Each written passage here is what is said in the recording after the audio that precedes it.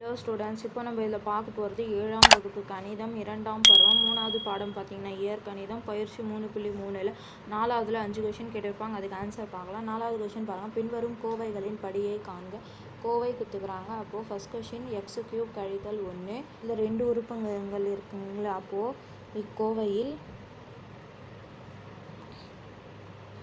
இக்கோவையில் உள்ள உறுப்புக்கள் பார்த்திங்கன்னா x² கழித்தல் 1 2 உறுப்பு இருக்குது. உறுப்புகளின் அடுக்குகள் பார்த்திங்கன்னா இதோட அடுக்கு 3, இது நம்பரோட அடுக்கு பார்த்திங்கன்னா 0 வரும். அப்போது 0 ஆகும். இவற்றுள் எது அதிகமாக இருக்குன்னு நம்ம இவற்றுள் அதிகபட்ச அடுக்கை உடைய உறுப்பு எதுக்கு இருக்குது? இதுக்கு தானே x³. அப்போ படி பார்த்திங்கன்னா அதுதான் வரும். அப்போ எனவே இக்கோவையின்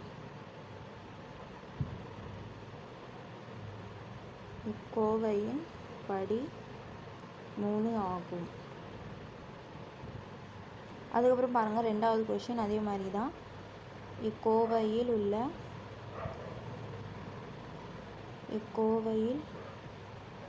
உள்ள உறுப்புக்கள் பார்த்திங்கன்னா இது 3x², அதுக்கப்புறம் 2x, அதுக்கப்புறம் 1. அப்போது இந்த உறுப்புகளின் அடுக்குகள்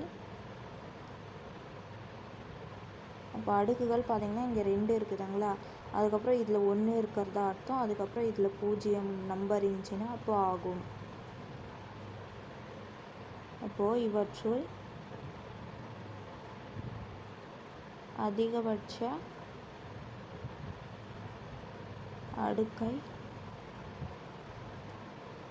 அடுக்கை உடைய உறுப்பு பார்த்திங்கன்னா இதுக்கு தானே 2 இருக்குது. அப்போது 3x². அப்போ படி பார்த்திங்கன்னா 2ன்னு வரும். அப்போது எனவே இக்கோவையில்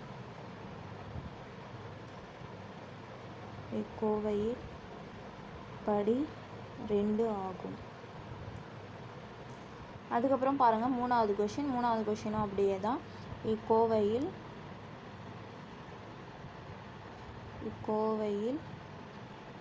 உள்ள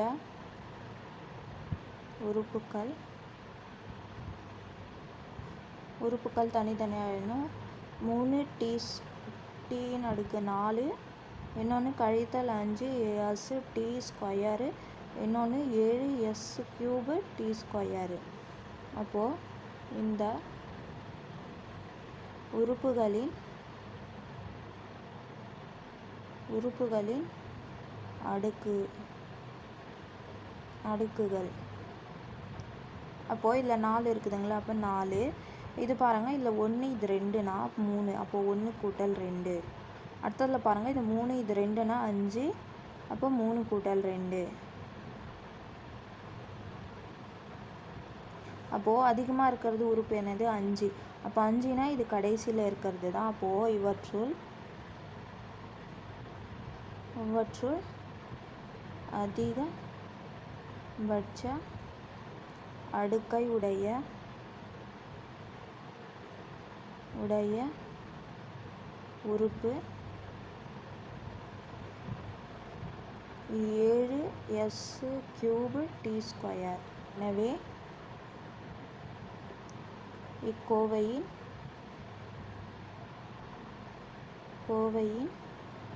படி பார்த்திங்கன்னா 5 ஆகும். அதுக்கப்புறம் பாருங்கள் 4வது கொஷின் அதே மாதிரி தான். ஃபஸ்ட்டு உறுப்புகள் நம்ம தனித்தனியாக எழுதணும்.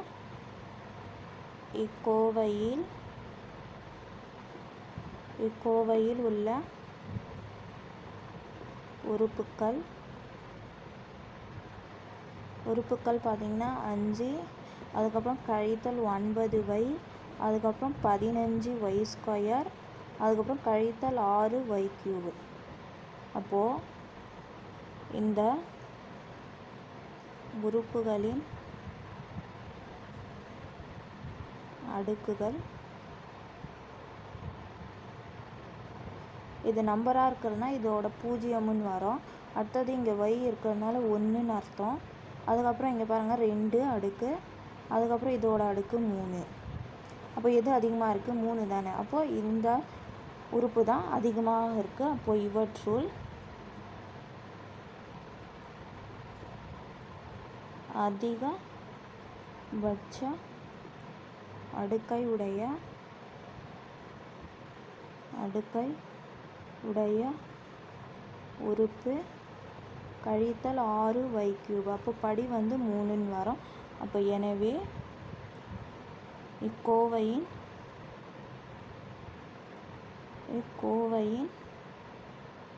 படி 3 ஆகும். அதுக்கப்புறம் பாருங்கள் 5வது கொஷின். இதுலேயும் அதே மாதிரி தான்.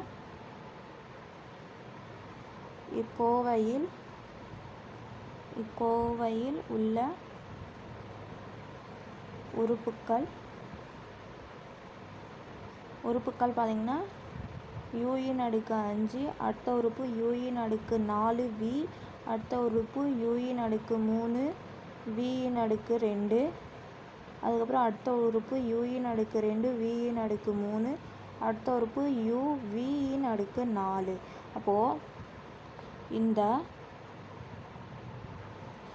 உறுப்புகளின்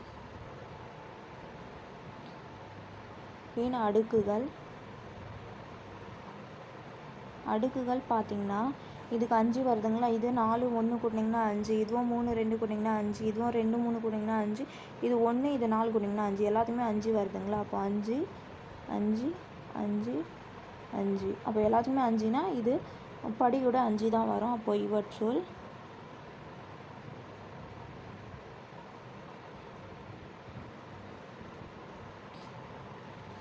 அதிகபட்ச அடுக்கை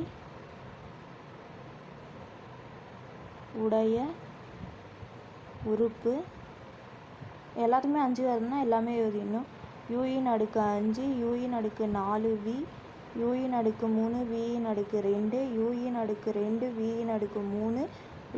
v⁴, அப்போது எனவே